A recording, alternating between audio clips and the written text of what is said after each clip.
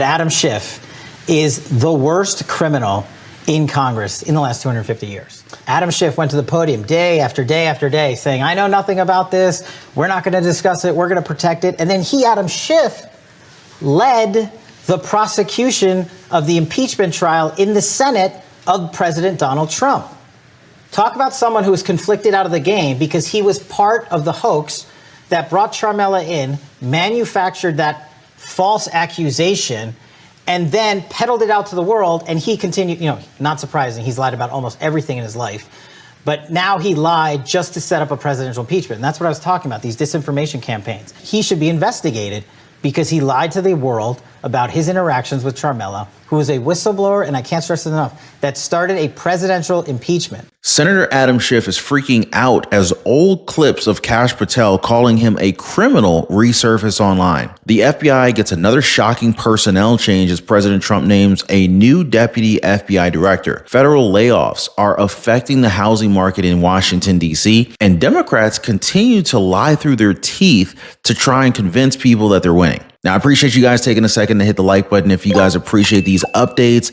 Also consider hitting the subscribe button and join our community. I really do appreciate the support, you guys. Now, I have all of that and a lot more, so I hope you guys are ready for some updates. Now, we're going to go ahead and start off with Senator Adam Schiff and how Elon Musk just called him out on X. Adam Schiff isn't the biggest fan of Elon Musk, let's be honest, right? He also does not like our FBI director, Kash Patel. In fact, he tried his very best to convince his colleagues within the Senate that Kash Patel was a dangerous guy. Kash Patel, conspiracy theorist, January 6 denier, MAGA sycophant, and political provocateur, will be FBI director. The absurdity of it, the destructive consequences of it. And it's worth asking today, how did we get here to such an extreme point? Mr. President, Kash Patel has spent his career working in criminal law and national security. He spent his first 8 years after law school as a public defender in state and federal courts in Florida. In 2014, he was brought on as a terrorism prosecutor at the U.S. Department of Justice, prosecuting terrorist organizations like Al-Qaeda and Al-Shabaab. From there, he went to work in national security for the House Intelligence Committee and then in the first Trump administration. I look forward to working with Mr. Patel to restore the integrity of the FBI and get it focused on its critical mission. We will vote no. Our Republican colleagues, intimidated by this president and threats of primary challenges from MAGA world, may vote to confirm him. But as my colleagues have said, they will have to live with that vote, be accountable for that vote, and be accountable for all the destruction that Patel does to this premier law enforcement agency. But Elon Musk, he didn't take lightly to Adam Schiff's sycophant comment. He went on X to outright call out Adam Schiff as a criminal. But let's refresh our memory as to what Adam Schiff's narrative against then President Donald Trump. I did say that there is ample evidence, and indeed there is, of collusion of people in the Trump campaign with the Russians. There's clear evidence on the issue of collusion. There is ample evidence of collusion in plain sight. Plenty of evidence of collusion or conspiracy. And there is significant evidence of collusion. The president is someone who seems pathologically incapable of telling the truth. This president or people around him may be compromised by a foreign power. Do you have direct evidence of collusion with Russia? There is direct evidence. There's abundant evidence of collusion, persistent allegations that the Russians have been laundering money through the Trump organization. Continues to believe Russian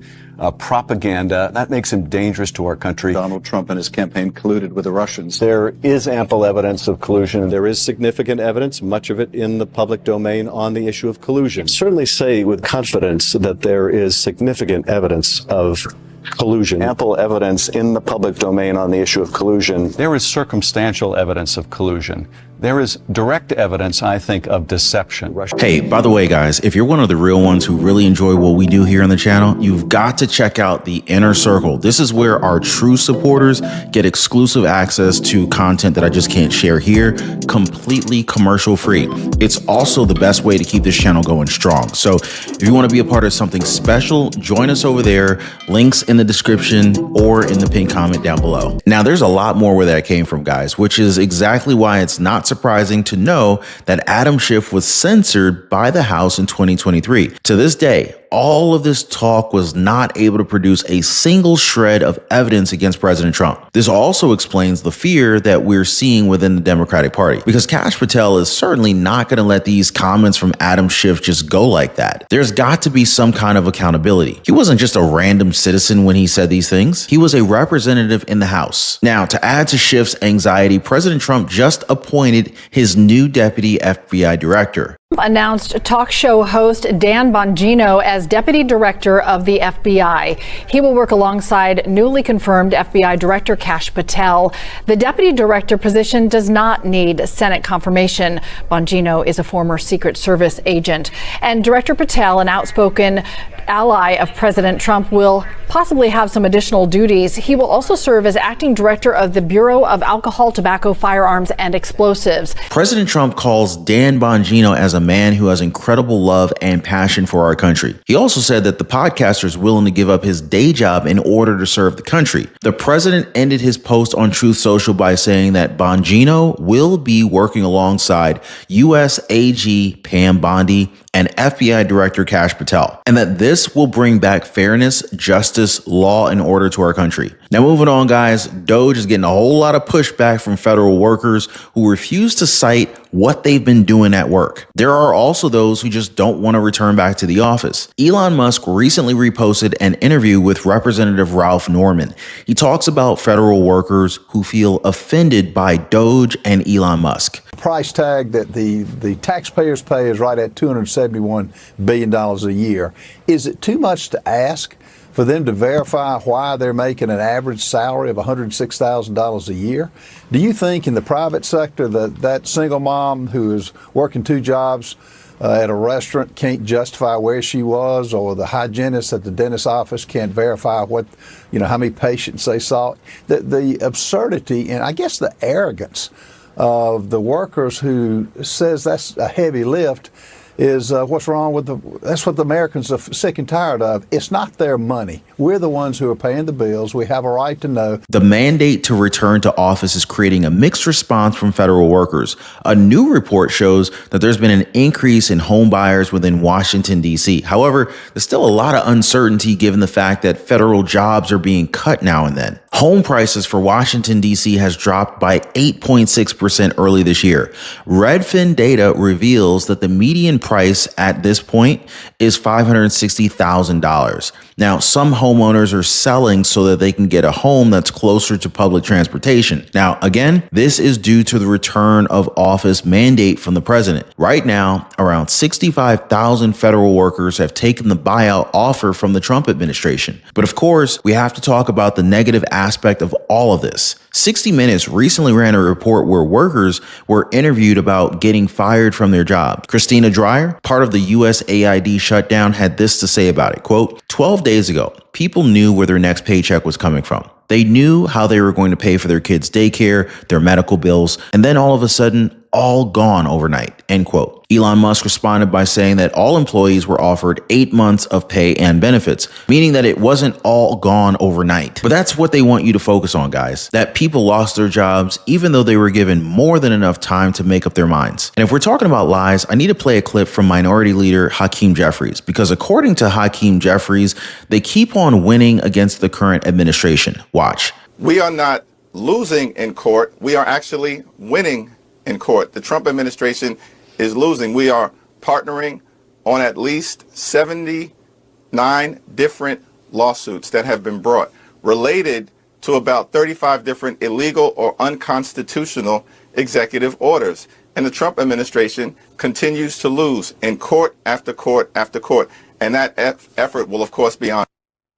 Of House Republicans, they've been on the run. They are feeling the pressure of the fact that their policies are deeply unpopular with the American people. And we've seen that play out this past week all across the country. And Democrats are going to continue to make clear that we will stand against the effort to end Medicaid as we know it, stand against the effort to detonate Social Security or Medicare, certainly stand against the effort to undermine veterans' benefits or nutritional assistance to children and families. So it's certainly true that President Trump's poll numbers are not in a great place, although they're higher than they ever were in his first term. I just want to ask something before we talk about the numbers here, okay? Like, has anybody ever been included in any of these polls? Because I don't think I know a single person who's been polled before, but let's get to it, right? So in terms of job performance, the Quinnipiac poll lists the president at 45% approval, 49% within the same poll disapprove of his job performance. The congressional GOP has a 40% approval compared to 54% disapproval, while congressional Democrats are underwater with an approval percentage of just 21%, 68% disapprove of their work so far. And we should expect Democrats to continue fighting Elon Musk because that's all they have right now. They can't talk about the wasteful spending and fraud. It's not a good look for them because Americans want those to be found. So instead, they're going to try and block Doge without explicitly saying that they don't want the truth to be revealed. So here's my question for you guys. Do you support what Doge has been doing when it comes to exposing where our money's actually going, guys? Do you support Doge? Let me know. Now, I want to link you to a recent video that I did. I talked about Attorney General Pam Bondi and how close we are to actually seeing the Epstein list. Now, you guys definitely need to check that out after this. As always, appreciate your time. Thanks for hitting the like button and subscribing. We'll see you next time.